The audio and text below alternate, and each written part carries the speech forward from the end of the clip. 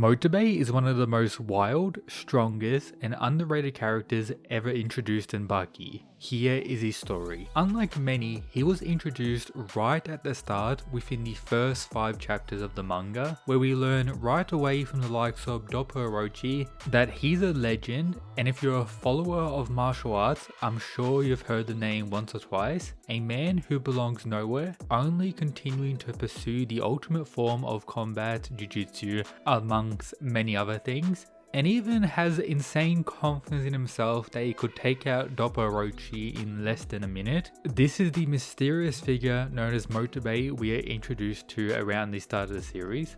Apart from that, we see him already in a master train position with Baki at various points, likewise for various other characters, with some believing that this may be Gaia, someone who we see Motobe is a master of later on in the series, with some claiming that this could have been just a design change. It is in fact Gaia, but no official confirmation at any point in the series. But the main scene that I need to talk about from early Baki is when Motobe pulled up on Yujiro, and we learned that he's been training for many years to take out the ogre, and had a pretty insane showing. First was him countering some of the ogre's attacks, which was very impressive, and most importantly, being recognized as someone the ogre needed to use the demon back against. A scene that was actually before the Yujiro and Doppo fight to conclude the introduction arc of the manga, something many believed was the first time the ogre used the demon back, but when he faced Motobe, he technically used it there first, showing how monstrous he was in the early parts of the series. Outside of that, we learn that he is pretty much the ultimate expert of various martial arts, becoming the main commentator or explainer dude for various things in the story, such as during the Doppo and Yujiro fight and various other points, alongside being the ultimate glazer of Yujiro as the one to reveal many things about the ogre alongside Captain Stridum during the initial parts of the Baki manga. But after that, during the Maximum Tournament, this is where we have Motobe fall off to an extreme degree. He's highlighted as a monster in the early rounds, but then outright gets destroyed and loses against this sumo guy, who we end up seeing many manga series later in the sumo arc again, but still this was quite the humiliation and low-key shouldn't have happened considering what Motobe had done at prior points in the story and what we see him do in the future. However, after that slight L,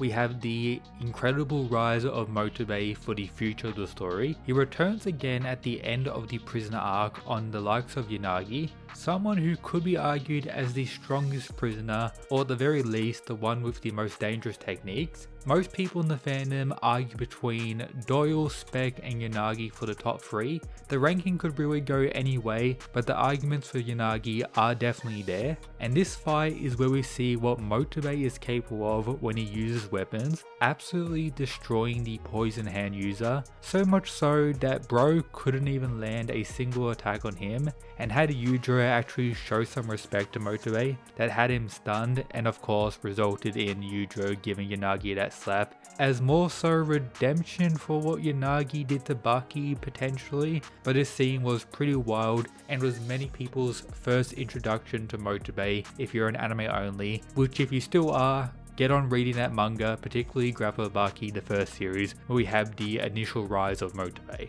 However, after this scene, we don't see him for quite some time. He doesn't appear during the Cairo arc, Ali Jr., Oliver's prison arc, or even the Pickle. Maybe he has a few scenes, but no impactful fights. The only thing we learn from him is during the time skip after the father-son fight, where we see that Motobe has gone up to the mountains to train, which brings us to the Masashi Miyamoto arc, where we have the incredible rise of Motobe in the story. So the first thing we see is him having a sparring match with the likes of Retsu.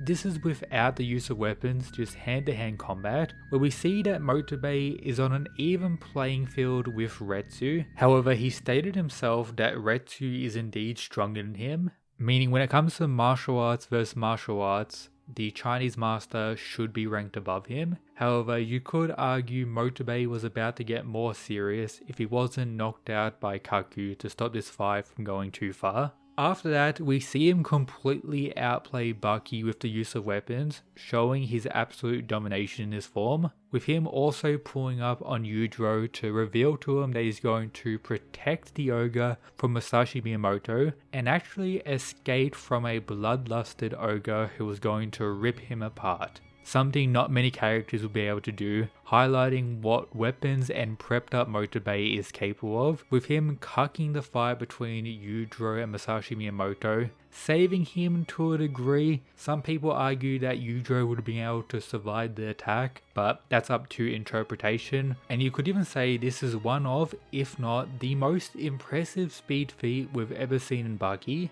As during the early stages of this fight, we got this statement which people love to wank in various verse battle settings for the likes of Yujiro and the legendary samurai. But then when Motobe cut the fight short, this was the strongest version of Masashi in the fight, being able to slice up, demon back Yujiro potentially with various slashes if the ogre was still using the demon back, which isn't known but is likely the case. So Motobe is without a doubt a monster and survives direct attacks from the ogre, and is highlighted as someone strong by Masashi and Yujiro as well, different to many other characters. But his rise doesn't stop there. Of course, we have various moments of him fodderizing his students such as Gaia, but the big fight we get to see before he faces Masashi is against Jack Hanma, who has returned after facing defeat from Pickle in previous arcs, taller than ever before. This isn't a state where he has his Gaodao martial art in current Baki, but is without a doubt stronger than what he was when he faced Pickle. And this fight is similar to the previous, where Motobe wants to fight Jack so he doesn't get himself killed by Masashi if he gets the chance to fight him, which may have actually happened considering who Jack is. Key things to take note throughout this fight is Motobe was beyond prepped and does in fact show a lot of respect to the Hanma in these various panels, something I've broken down many times. And if you take a look at this panel, this is the exact same move Jack recently used on Pickle in the current Bucky manga, which is pretty cool to see. But the main takeaway from this fight is that weapons up Motobe can pretty much deal with anyone, and that's exactly what we see in his next clash against Masashi Miyamoto. Before that begins, he pretty much saves Pickle with the Dino Boy running to his hands, and then shocks the world by defeating the legendary samurai.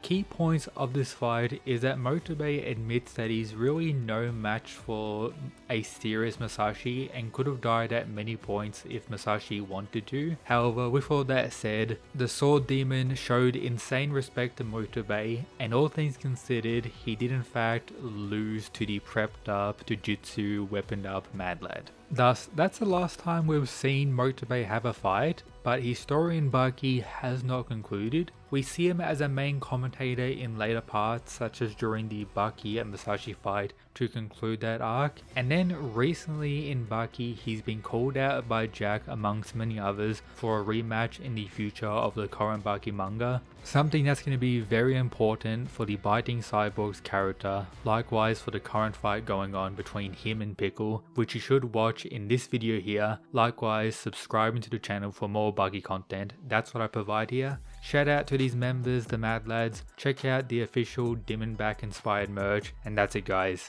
peace.